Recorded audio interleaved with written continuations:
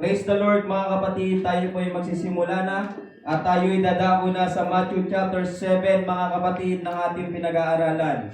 May 7 bagay tayo na matutunan sa Matthew chapter 7 mga kapatid.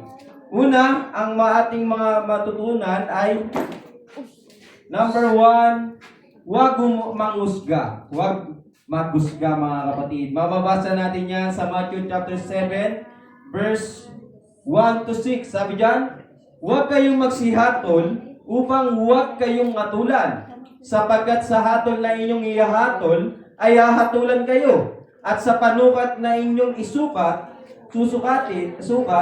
ay susukatin kayo. 3. At bakit mo tinitignan ang puwing na nasa mata ng iyong kapatid, ngunit hindi mo pinapansin ang tahilan na nasa iyong sariling mata? O paano sasabihin mo sa iyong kapatid, pabayaan mong alisin ko ang puwing sa mata mo, at narito ang tahilan sa iyong sariling mata? 5. Ikaw na mapang-ibabaw, alisin mo muna ang tahilan sa iyong sariling mata, at kung magkagayoy makikita mong malinaw ang pag-alis mo ng puwing sa iyong mata ng iyong kapatid. Huwag ninyong ibigay sa mga aso ang anumang banal, ni iagis man ang inyong perlas sa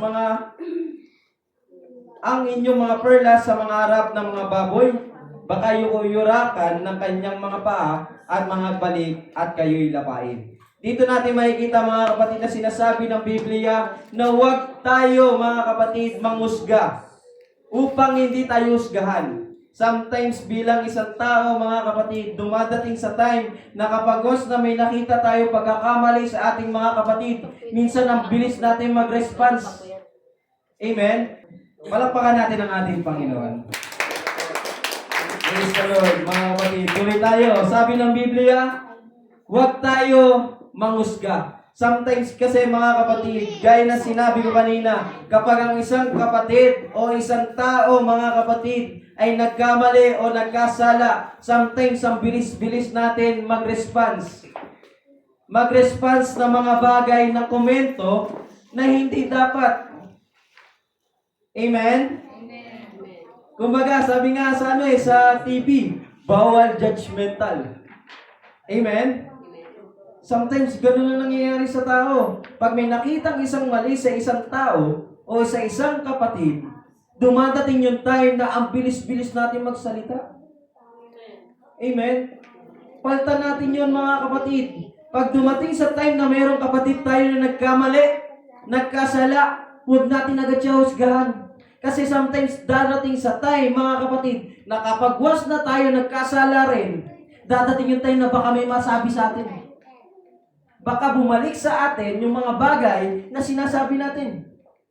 Kaya kapag once na tayo mga kapatid, ay nagkaroon tayo ng kapatid, halimbawa nagkasala siya, nagkamali siya, hindi natin dapat husgahan. Ang gawin natin, i-comfort natin. Brother, at least ngayon matututo ka na sa pagkakamali mo. Hindi yung mga kapatid nagkasala na, ang gagawin natin, susudsulan pa natin. Amen? Dapat ang gawin natin mga kapatid, pag once na tayo mga kapatid, ay nakita natin na nagkamali ang kapatid, unang-una natin sasabihin sa sarili natin, dapat ipag-pray natin siya. Amen? Kasi kapag gano'n ang ginagawa natin bilang isang Kristiyano, na kapag once na may nagkamaling isang tao at pinag-pray mo na sana malagpasan niya yung mga bagay na kanyang ginagawa, kapag gano'n ang naging sistema, mga kapatid, isang bagay na hindi mo siya inusgahan, kundi tinulungan mo siya sa pamamagitan ng panalangin.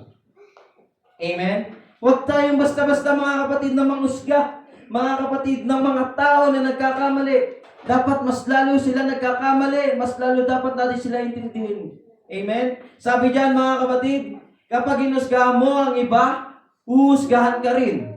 Mas madali yun mag-point ng mali sa iba kaysa tignan ang sarili mo. Amen? Kasi minsan, sabi nga diyan kung babasahin natin yung Matthew 6 bago ka mag-alis ng puwing sa mata ng isang kapatid, dapat tanggalin mo muna yung malaking troso na nakaharang sa mata mo. Kasi mga kapatid, kapag once na ikaw ay hindi natin tinatanggal yung malaking troso na nasa mata natin. Hindi to literal na may troso ha. Kumbaga yung sarili mo, mga kapatid, lang ginagawa mo din. Dapat mga kapatid, ito isang bagay na magre-remind sa atin na ikaw ay nagkakamali rin. Kapag once na ikaw, natanggal mo na, inayos mo sarili mo, saka ka mag-correct. Mga kapatid. Kasi kapag once na ikaw, halimbawa, sinabi mo, brother, bawal manigarilyo ha. Tapos ikaw hitit ka ng hitit na sigarilyo. Sa palagay mo, maniniwala siya? Hindi. Before ka mangaral, before mo siya i-encourage, siguraduhin mo yung sarili mo, i-encourage mo rin na huwag bawal manigarilyo. Amen? Dapat, bago mo sabihin yung isang bagay, dapat ginagawa mo yun.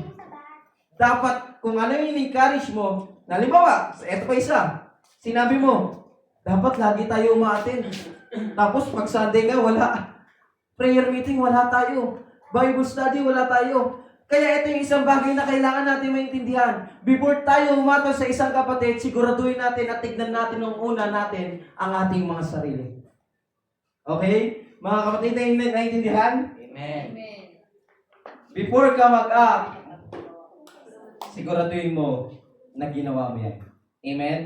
Siguraduhin mo na bago ka nagpayo, sinimulan mo muna sa sarili mo. Amen, mga kapatid? Sabi diyan, kapag nakita mong mali ang kapwa, pray muna bago magsalita. Amen? Pray muna tayo. Baka mamaya, kaya niya nagawa yon, baka nangangailangan siya. Amen? Baka may nagawa siyang mali, kasi nga, sa kainaan. Amen? Kasi hindi natin hindi natin ma-explain na mas maano yung mga bagay na hindi natin naiintindihan kapag wala tayo sa sitwasyon ng tao. Amen? Kaya wag na wag tayo agad manghuhusga. Amen? May natutunan tayo, amen? Amen. Number 2. Ayan. Ang hiling mo, matatanggap mo. Sino dito lagi may kahilingan sa Diyos? Amen. Lahat tayo. Sabi ng Matthew 7, verse 7 to 11, magsihingi kayo at kayo'y bibigyan. Magsihanap kayo at kayo'y mga kakasumpong. Magsituktok kayo at kayo'y bubuksan. Sapagkat ang bawat tumihingi ay tumatanggap, at ang humahanap ay nakasusumpong, at ang tumuduktok ay binubuksan. O anong tao sa inyo ang kung siya'y hingan ng tinapay ng kanyang anak ay bato ang ibibigay? O kung hingan siya ng isda, ay bigyan siya ng ahas. Kung kayo nga, bagaman masasama ang marurunong magbigay ng mabuting kaloob sa inyong mga anak, gaano pa kaya ang inyong amang na nasa langit na magbibigay ng mabuting bagay sa naghihingi sa Kanya. Kaya mga kapatid, kung lagi tayo may prayer sa Panginoon at lagi tayo may hinihingi sa Panginoon, hingiin na lang natin ang hingin sa Panginoon. Dahil mga kapatid, the moment mga kapatid na lagi kang humihingi sa Panginoon, sabi ng Biblia, kayo'y bibigyan. Kung gusto natin na tayo'y bigyan ng Panginoon, simulan natin humingi. Amen? Kasi minsan, wala tayong hinihingi, pero ang gusto natin, may dumating. Amen? Although lahat ng bagay, mga kapatid, alam ng Panginoon, yung mga kailangan ng tao, pero ito ilagay natin sa ating kaisipan. Before ka mag-pray, dapat siguraduhin mo na yung iyong hihingin sa Panginoon. Tatanda mo, the moment na humingi ka sa Panginoon, sabi niya, bibigyan tayo, mga kapatid. Pangalawa, pag once na inanap natin ang Panginoon, tayo'y makakasumbong. Hindi tayo masisiro sa Panginoon, mga kapatid. Hindi tayo masisiro sa Panginoon kapag once na lumapit tayo sa Kanya. Amen? Kasi sabi niya, pag tayo naghanap, tayo makakasumpong. Ibig sabihin, hindi tayo mag-iisa kapag tayo naghahanap, mga kapatid. Kundi ang Panginoon, tatagpuin niya tayo. The moment na ikaw ay nananalangin sa Panginoon, ang Panginoon ay siyang lalapit sa iyo, siya ay magpaparamdam sa iyo, nasasabihin sa iyo, sige lang kung ano man yung mga bagay na gusto mo hingin, sabihin mo sa akin, at ako'y masusumpungan mo sa oras na ikaw tumawag sa akin. Amen? Mga kapatid, sabi niya, magsituktok kayo at kayo'y bubuksan.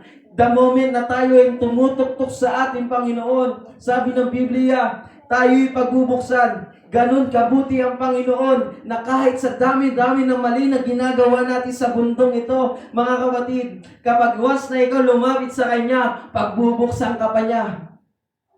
Amen? Ang sarap sa feeling na maging anak ng Panginoon. Bakit? Kahit ang dami nating kasalanan na ginagawa, ang Panginoon, kapag tumawag ka sa Kanya, nandiyan na agad siya. Amen? Handa siyang makinig sa bawat panalangin mo. Amen? Ganun kabuti ang ating Ama na nasa langit. Ganun siya kabuti. Ganyan tayo kamahal ng Diyos. Ayan ang tatandaan natin, mga kapatid. Na kailangan, mga kapatid, sabi dyan sa 11, sabi dito, kung kayo nga bagaman ay masasama, ay marurunong magbigay ng mabuting kaloob sa inyong mga anak, gaano pa kaya ang inyong Ama na nasa langit na nagbibigay ng mabubuting bagay sa naghihingi sa Kanya? Wow! Ang ganda ng sinabi ng Panginoon, mga kapatid, na kapag once na tayo humingi sa Panginoon, magbibigay din siya ng mga mabubuting bagay. Amen? Amen, mga kapatid. Hello? Sabi diyan, kapag may problema, mag-pray agad sa Panginoon. Hindi mo kailangan mag-isa. Amen? Hindi mo kailangan ilagay ang sarili mo sa isang tabi. Dapat kapag may problema dumating, isang bagay lagi yung unahin mo, prayer. Dapat tumawag ka agad sa Panginoon. Kasi bawat problema mabigat. Sabihin natin maliit ang problema. Pag once na inayaan mo yan, unti-unti po yung bumibigat. Example, mga kapatid. Kapag once na may libro kang hawak, na nakatayo ka lagi na nakaganto, di ba kahit sobrang tagal, mga kapatid, isabihin mo, isang libro lang, di ba pabigat na pabigat? Pangalay na pangalay. Kaya ang minsan, kapag once na hindi natin niya binitawan, yung mga problema natin at hindi natin binigay sa Panginoon, darating yung time, mapapagod ka. Titigil ka. Bakit? Bakit tayo titigil? Kasi nga, iniisip mo sa sarili mo na ikaw lang ang lumalaban sa lahat ng problema mo. Hindi natin kayang pagkatiwalaan at ibigay sa Panginoon yung bagay na laban niya. Amen? Dapat kapag once na may problema ka, Diyos ang laging dapat nating unahing takbuhan. Amen, mga kapatid? Kaya ito yung isang bagay na kailangan natin maintindihan. Mga kapatid, ang hilingin mo ay matatanggap mo. Amen? Mga kapatid? Number 3. Praise God. Hallelujah. Number 3 po tayo. Sabi na number 3, ang ginawa mo ay babalik sa iyo. Sabi na Matthew 7:12, kaya nga lahat ng mga bagay na inyong, ulitin ko mga kapatid, kaya nga lahat ng bagay na ibig ninyo na sa inyo'y gawin ng mga tao, gawin naman ninyo ang gayon din sa kanila, sapagat ito ang sa kautusan at ang mga propeta. Mga kapatid, sabi, kung ano yung iyong ginawa sa iyong kapwa, yun din ang gagawin sa iyo. Mga kapatid, kung tayo gagawa tayo sa ating kapwa, gumawa tayo ng magandang mabuti. Maganda na mabuti pa. Amen? Dapat mga kapatid, ganun yung gawin natin. Kasi kapag once na tayo, sabi dito, sabi dyan, kaya't lahat ng gusto ninyong gawin sa inyo ng mga tao, gawin din ninyo sa kanila. Kapag gumawa ka ng mabuti, babalik sa iyo. Kapag masama, ibabalik din sa iyo. Kaya mga kapatid, kung gusto natin, mga kapatid, na gumawa tayo ng mabuti, huwag kang manginginayang gumawa ng mabuti. Dapat kapag once na gumawa ka ng mabuti, ilagay mo lagi sa isip mo. Hindi man nila ako balikan, at least ginawa ko sila ng kabutihan. Amen? Kasi mga kapatid, mayroong mga tao, mga kapatid, na kapag once sila tumulong, nag-expect sila ng balik. Nag-expect sila na, halimbawa, gumawa ka ng kabutihan sa isang kapatid. Halimbawa, binigyan mo ng pera. Tapos yung nawalan ka, in-expect mo, natutulungan ka rin niya. Kasi, tinulungan mo eh. No, mali yun mga kapatid. Although kung ikaw ay balikan niya, salamat sa Panginoon. Amen? Pero kapag once na ikaw ay hindi ka niya nabalikan, magpasalamat ka pa rin sa Panginoon. Alam mo kung bakit, mga kapatid? Kasi kapag once na ganyan ang mindset natin, na kahit gumawa tayo ng mabuti at walang bumalik sa atin, ipasalamat mo sa Panginoon. Bakit? Kasi nga, may mga bagay na ang Diyos ang gagalaw sa iyo. May mga bagay ang Diyos ang gagawa ng paraan para tulungan ka. Mga kapatid, wag mong isipin na bawat laban natin sa buhay o lahat ng mga ginawa natin mabuti, walang babalik. No. Sabi nga sa 10 tao na tinulungan mo, ako naniniwala, may isang tao diyan na babalik para tulungan ka. Amen. Gawa ka lang tayo ng gawa ng mabuti. Bakit, mga kapatid? Huwag tayo magsawa kasi yun ang sinabi ng Biblia. Kasi kapag once na tayo, binibigay natin at gumagawa tayo ng mabuti sa ating kapwa, tandaan mo, hindi ka papabayaan ng Panginoon. Hindi ka papabayaan ng Panginoon. Kasi sabi diyan, kapag gumawa ka ng mabuti, babalik sa iyo. Amen? Amen. Kaya kung ano yung tinanim mo, siya rin ang aanihin mo. Kung mabuti ang tinanim mo, aanihin mo ang mabuti. Kung masama ang inanim mo, aani rin tayo ng masama. Saan natin gusto? Sa mabuti, mga kapatid. Kasi kapag gusto, wala naman sa atin dito na magsasabi, gusto ko sa masama, brother. Di ba? Wala namang ganun, di ba? Wala magsasabi ng ganun. Amen? More on talaga mabuti. Pero minsan sa ginagawa natin, amen, dapat i-check natin palagi yung ginagawa natin. Kung ano yung bagay na ginagawa natin sa kapwa natin. Kasi kung anong ginawa mo sa iyong sarili, ginawa mo na rin sa kapwa mo. Amen, mga kapatid? Tuloy tayo, mga kapatid. Ang bilis natin. Number 4 na tayo, mga kapatid. Sabi dito, pagpili ng tamang landas. Mga kapatid, sabi ng Matthew 7:13 verse 14, kayo'y magsipasok sa makipot na daan, sapagkat maluwag ang pintuan at malapad ang daan patungo sa pagkapahamak, at marami ang dooy nagsisipasok. Number 14, sapagkat makipot ang pintuan at makitid ang daan patungo sa buhay, at kakaunti ang nakakasumpong noon. Mga kapatid, sabi dito, kung iisipin natin, sabi diyan, kayo'y magsipasok sa makipot na pintuan. Kasi may dalawang mukha dito, mga kapatid, dalawang bagay. Makipot at maluwag, mga kapatid. Ito yung sinasabi na kapag was na maluwag ang ating tinatahak na landas, na puro, sabi natin na maraming hindi bawal sa maluwag. Kaya ito yung isipin natin, mga kapatid.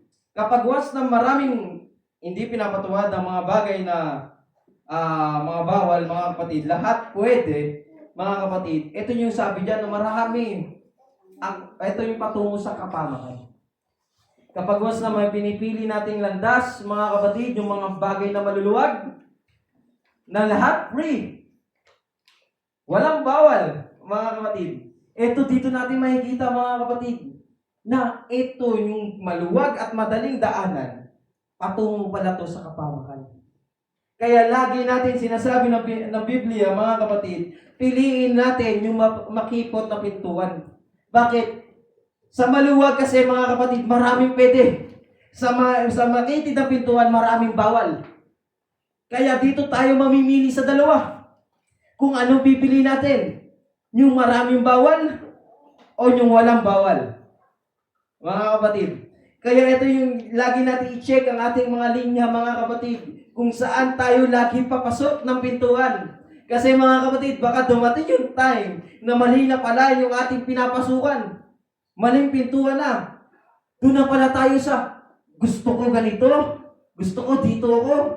Yung pinipili natin yung mga bagay na susundin lang natin sa Panginoon. Kumbaga sabi ng Biblia, mga kapatid, doon tayo sa makipot, mga kapatid. Bakit sa makipot, mga kapatid? Doon kasi yun ang dulo noon ng makipot na daan ay buhay na walang hanggan. Amen? Mga kapatid, sa makipot na pintuan, dito natin makikita, mga kapatid, na marami kang pagdadaanan.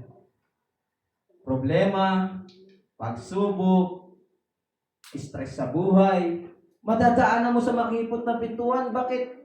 Kasi nga, Pahirap na pahirap ang laban. Pasikip na pasikip. Mga kapatid, lahat ng mga pinagdadaanan natin. Di ba, hindi ba natin napansin? Nung bata pa tayo, maliliit pa tayo, parang walang problema, di ba? Masaya tumakbo sa labas. Pero nung tumanda tayo, nararamdaman na natin ang problema. Amen? Nararamdaman natin ang mga bawat pagsubok ng pamilya. Amen? Kaya ito isang bagay na kailangan natin isipin. Na kapag once na tayo may problema tayong dumadating sa buhay natin, piliin natin, kahit nahihirapan tayo, piliin natin lagi ang Panginoon. Piliin natin yung pintuan na patungo sa Panginoon, mga kapatid. Kasi kapag once ganun lagi natin ginagawa, na kahit hirap na hirap ka, pinipilit mong pumasok sa makitid na pintuan, tandaan mo buhay na walang hanggan ng kapalit. Hindi tayo exempted sa lahat ng problema sa mundo. Walang taong exempted dito. Kaya ang gawin natin, kahit nahihirapan ka, pumasok ka at piliin mo yung pintuan na makitid. Dahil buhay ang naghihintay sa iyo. Buhay na walang hanggan. Amen? Mga kapatid, sino gusto natin na magkaroon ng buhay na walang hanggan? Amen! Lahat tayo, amen. Kaya piliin natin yung maraming bawal. Piliin natin yung maraming bawal, mga kapatid. Praise God, hallelujah. Number 5. Sabi dito, ang tunay na puno ay nakikilala sa bunga. Sabi dito, kaya't sa kanilang mga bunga ay makikilala nyo sila. Sabi ng Matthew 7:15-20, Mag-ingat kayo sa mga bulaang propeta na nagsisilapit sa inyo, na may damit tupa, dadapwat sa loob ay mga lobong maninila. 16, sa kanilang mga bunga ay inyong makikilala sila.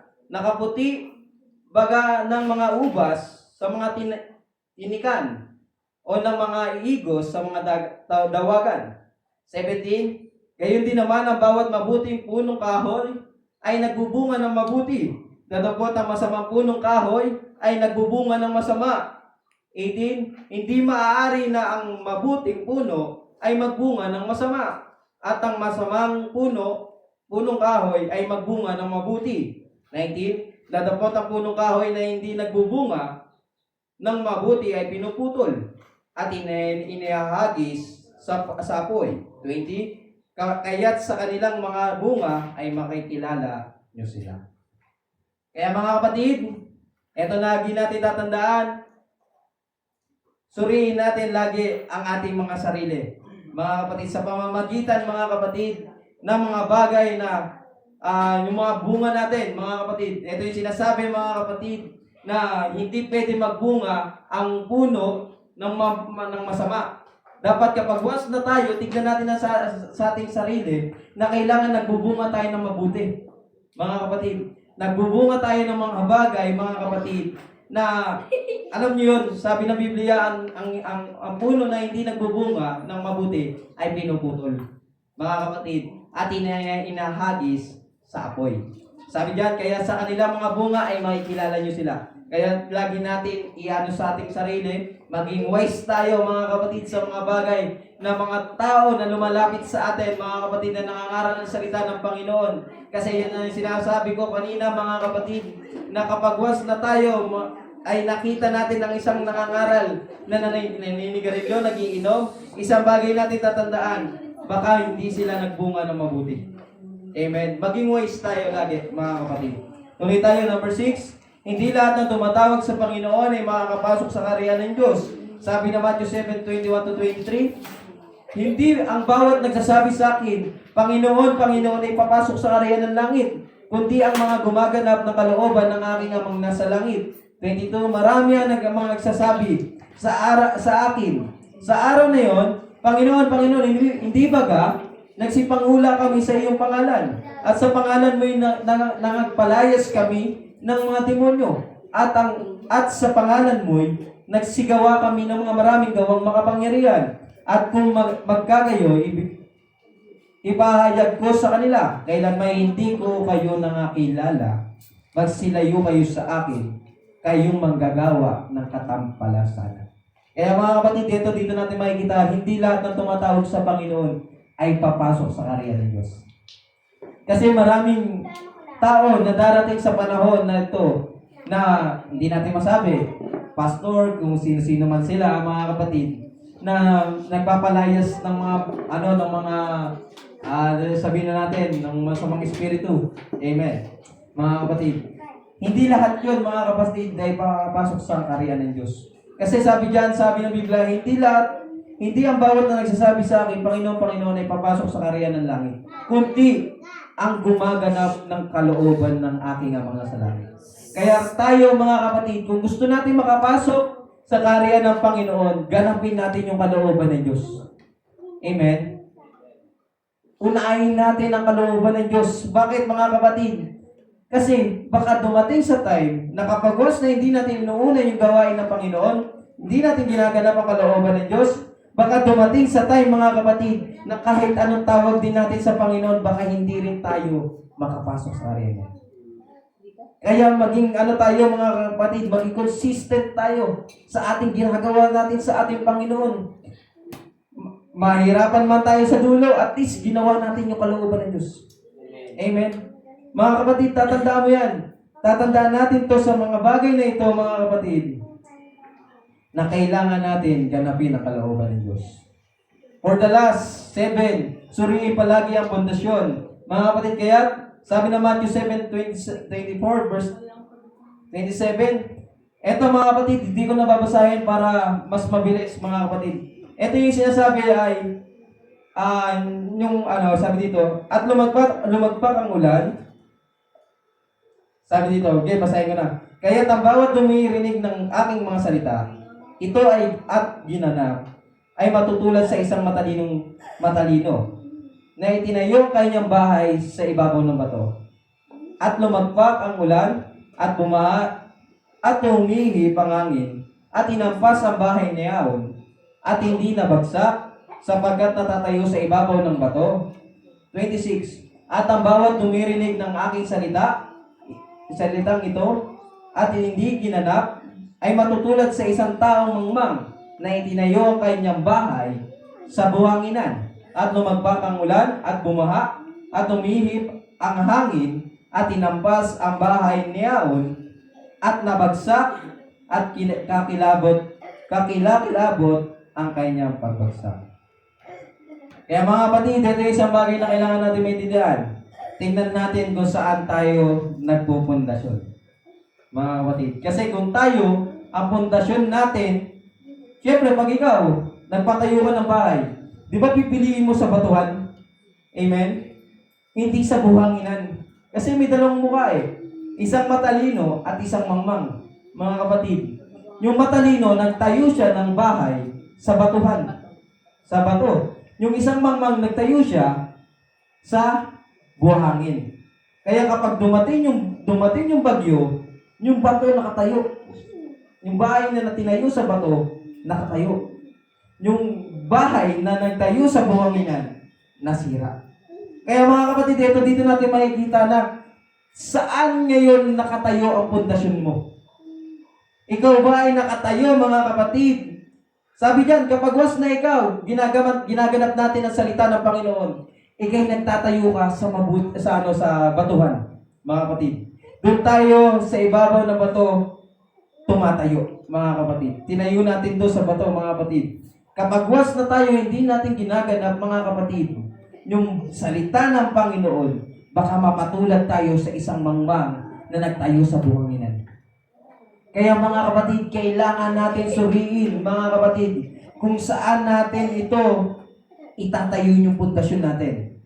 Kung ba tayo mananatili tayo sa salita ng Panginoon at susundin natin ang mga kanyang kalooban, o pipiliin natin na hindi ganapin ang salita ng Diyos at darating yung time na pagsisisihan natin sa huli. Saan natin gusto itayo ang ating pundasyon? Mga kapatid, tayo mismo makakasagot sa sarili natin yan. Kung saan mo gusto itayo ang pundasyon mo. Sa batuhan o sa buhanginan. Kaya, mga kapatid, ito lang po ang matututunan natin sa Matthew chapter 7, mga kapatid. Natandaan natin, Recap tayo mga kapatid, sabi dito. Sa number 1, huwag manghusga. Number 2, ang hilingin mo, matatanggap mo. Number 3, ang ginawa mo, babalik sa iyo. Number 4, pagpili ng tamang landas. Number 5, ang tunay na puno nakakilala sa bunga. Number 6, hindi lahat ng tumatawag sa Panginoon ay makakapasok sa kaharian ng Diyos. Number 7, suriin palagi ang pundasyon. Amen. Mga kapatid, kaya sa oras na ito mga kapatid, nawa meron tayong mga natutunan sa salita ng Panginoon. May natutunan po ba tayo? Amen. Amen. Praise the Lord. Kaya mga kapatid, tayo po tumayo, mga kapatid, at binabalik ko na po sa tagapanguna ng